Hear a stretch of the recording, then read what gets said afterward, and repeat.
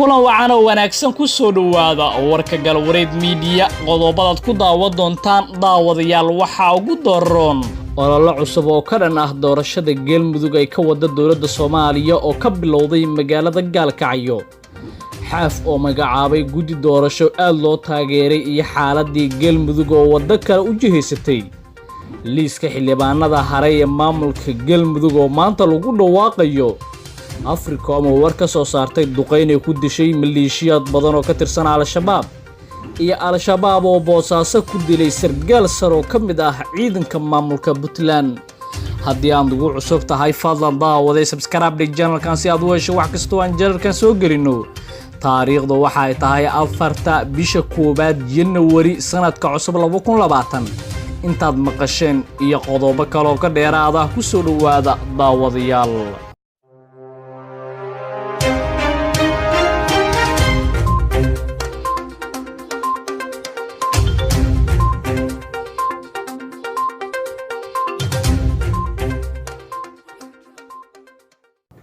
aan ku bilowna xaaladda Galmudug aad u qasan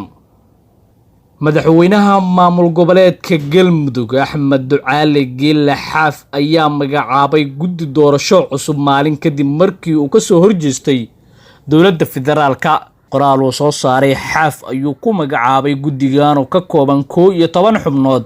waxaana uu ku amray inay soo xaroodaan ugu dambeyn 10 bishan aan ku guda jirnay Janaayo xaaf ayaa sidoo kale guddiga faray in gudoomiye iyo ku-xigeen doortaan ugu dambeyn 12 bisha aan ku guda jirnay Janaayo magacaabistan ayaa timid maalin kadib markii xaaf uu sheegay isagoo tixgelinaya dastuurka dalka iyo kan u gaarka ah dawlad goboleedka Galmudug uu dib ula laabtay awoodii hore uu wareejiyay wasiirka arrimaha gudaha xukuumadda Soomaaliya Cabdi Maxamed Sabriye Qarafaan sidoo kale xaaf ayaa amray golihiisa wasiirada iyo dhammaan howlwadeenada kale ee maamulka inay ka shaqo bilaabaan xafiisyadooda ugu dambeyn 15 bisha Janaayo 2020 guddiga maamul dhisidda Galmudug ayaa shalay aqbalay 20 xildhibaan ay soo gudbisay ururka Ahlus Sunna taa oo hadda muuqatay aad uga carooday madaxweyne xaaf taasoo u muuqatay shalay in ugu dambeyn xalin doonta khilaafkii ka dhaxeeyay dawladda iyo Ahlus Sunna balse talaabooyinka uu qaaday madaxweyne xaaf ayaa mugdi cusub gelin kara xaaladda dawlad goboleedka Galmudug oo muddooyinkii u dambeeyay iskeed u cakirneed magaalada Gaalkacyo ayaa waxaa ka bilowday saacadihii aan soo dhaafnay olole xoogan oo liddi ku ah hanaanka geedi socodka doorashooyinka baarlamaanka iyo midka madaxtooyada Galmudug ee ka socda magaalada Dhuusamareeb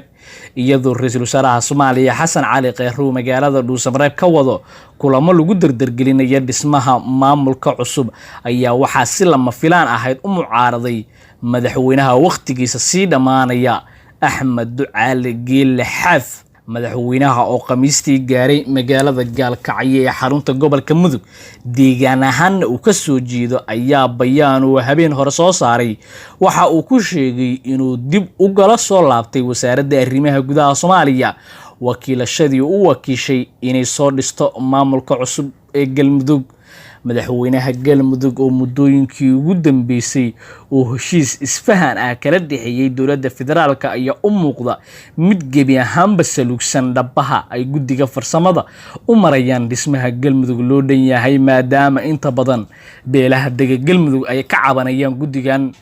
madaxweynaha ayaa golaha wasiirada Galmudug iyo howlwadeenada ku wargeliyay inay dib ugu howlgalaan xarumooda laga bilaabo 15 bisha aan ku guda jirnay Janaayo madaxweynaha ayaa ugu baaqay odayaasha dhaqanka ee beelaha Galmudug iyo saamiliyada siyaasadda inay ka soo qayb galaan 25 bisha aan ku guda jirno shir looga hadlayo ayaha Galmudug iyo sidii tala mideysan loogu dhisi lahaa Galmudug badqabta sidoo kale madaxweyne xaaf ayaa magaalada Gaalkacyo ka wada kulamo oo dadka kaga tashigelinayo shirka uu doonayo inuu ku qabsoomo magaalada Gaalkacyo toddobaadyada soo socda dowladda federaalka oo garowsan in hadalka madaxweyne Axmed Ducaale Geelle Xaaf uu caqabad ku noqon karo dardargelinta dhismaha Galmudug loo dhan yahay ayaa wax war ah weli ka soo saarin dhaqdhaqaaqa uu ka bilaabay magaalada Gaalkacyo deegaan ahaan uu ka soo jeedo inkastoo ay soo baxayaan warar sheegaya in dowladdu ay qorsheynayso sidii ay u fashilin lahayd shirka uu ku baaqay Axmed Ducaale Geelle Xaaf warar kale oo aan la xaqiijin waxay sheegayaan in dowladdu ay wada hadallo qarsoodi ah la bilowday madaxweynaha Galmudug dhanka kale dadka reer Galmudug ayaa aad u hadalhaya hadalka ka soo yeeray madaxweyne Xaaf iyo dhaqdhaqaaqa siyaasadeed ee hormuudka ka yahay kana socda xarunta gobolka Mudug ee magaalada Gaalkacyo doorashada Galmudug ayaa waxaa hareeyay khilaaf xooggan oo aad arki karto sida uu dib u dhac ugu keeni karo dadaalada uu ujeedkoodu yahay in lagu soo dhiso maamul cusub oo dadka reer Galmudug ay leeyihiin si kastaba ha ahaatee khilaaf ka hareeyay doorashada Galmudug ayaa noqday mid soo ifbaxa mar kasta oo mid laga gudbo hadalka ka soo yeeray madaxweynaha Galmudug ayaa ku soo aadaya iyadoo maalmo ka hor la xaliyay khilaaf u dhaxeeyay ahlu sunno iyo dowladda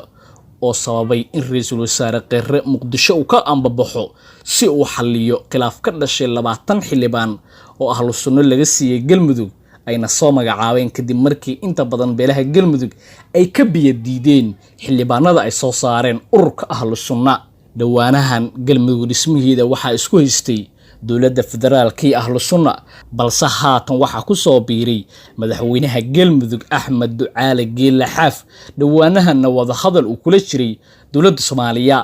sidoo kale madaxweyne Xaaf ayaa dhowr mar sidaan oo kale warqado isbarbar ordaya soo saaray kadib waxaana la sheegay in wada hadal ay la gashay dowladda ay ku qancisay Xaaf inuu warqadaha ka noqdo balse lama oga in markaan uu Xaaf yeeli doono arintaayin kale markaana aan fiirina magaalada Dhuusamareeb xildhibaanada haray ee maamulka Galmudug ee 69 ah ayaa la sheegay in lagu dhawaaqayo saacadaha soo socda guddiga farsamada ee maamul dhisidda Galmudug ayaa la filayaa in saacadaha soo socda uu ku dhawaaqo liiska 69 xildhibaan ee ka haray baarlamaanka maamulkaasi guddiga ayaa horey u shaaciyay liiska 20 xildhibaan ee ahlu sunna wal jameeca laga siiyay baarlamaanka cusub ee Galmudug kadib markii laga heshiiyay tabashada beelaha qaar haddii lagu dhawaaqo xildhibaanada haray ayaa waxay guudageli doonaan howlaha doorashada gaar ahaan tan guddoonka iyo midda madaxweynaha intaba sidoo kale arrimahan waxay ku soo aadayaan iyadoo madaxweynaha Galmudug Axmed Ducaale Geelle Xaaf uu ka hor yimid dadaalada ay dowladda ka wado magaalada Dhuusamareeb Xaaf ayaa ku dhawaaqay guddo cusub oo doorasho kaasoo ka kooban ilaa 11 xubnood ayna iskugu jiraan wariyaal abwaano iyo dad aad looga dhex yaqaan Galmudug xaaladda dowlad goboleedka Galmudugta Soomaaliyeed ayaa muddo dheer ku jirta isjiid siyaasadeed kaasoo aan weli dhinac u dhicin balse dowladda federaalka Soomaaliya ayaa haatan wada dadaaladii ugu dambeeyay dhismaha maamulkaasi Africom ayaa war cusub ka soo saartay duqeyn ka dhacday gobolka Shabeellada Hoose taliska Amisom ayaa faahfaahin dheeriya ka bixiyay duqeyn ay shalay diyaaradaha dagaalka Mareykanka ka fuliyeen gobolka Shabeellada Hoose war saxaafadeed ka soo baxay Africom ayaa lagu sheegay in duqeynta oo ka dhacday duleedka degmada Afgooye lala beegsaday dagaalyahano ka tirsan Al-Shabaab sidoo kale qoraalka ayaa lagu sheegay in weerarkan oo ay ka qayb qaateen ciidanka Soomaaliya qasaare lagu gaarsiiyay Al-Shabaab Africom ayaa xaqiijisay in ugu yaraan 3 ka tirsan kooxda Al-Shabaab lagu dilay duqeyntaasi iyadoo shaacisay inay jiraan waxyeelo kale oo soo gaaray dad rayid ah dhinaca kale ma jiro wali wax hadal ah oo ka soo baxay dhinaca Al-Shabaab oo ku aadan sheegashada Mareykanka ah in duqeynta kaga dilay 3 xubnood oo saraakiil ah waa duqeyntii ugu horeysay uu Mareykanku sanadkan cusub 2020 ka fuliyo gudaha Soomaaliya muddooyinkii dambe ciidamada huwanta ah ayaa xoojiyay howlgallada ka dhanka Al-Shabaab waxaana dhawaan saraakiisha dowladdu shaaciyeen Shabeellada Hoose ay ku dileen ugu yaraan 30 ka tirsan Al-Shabaab ugu dambeyn markaana Boosaaso faahfaahin dheeraad ah ayaa ka soo baxaysa dil koox hubeysan ay ka geysteen magaalada Boosaaso ee xarunta gobolka Bari dilku ahaa mid qorsheysan ayaa wararku waxay sheegayaan in loo geystay sargaal ka tirsan ciidanka Puntland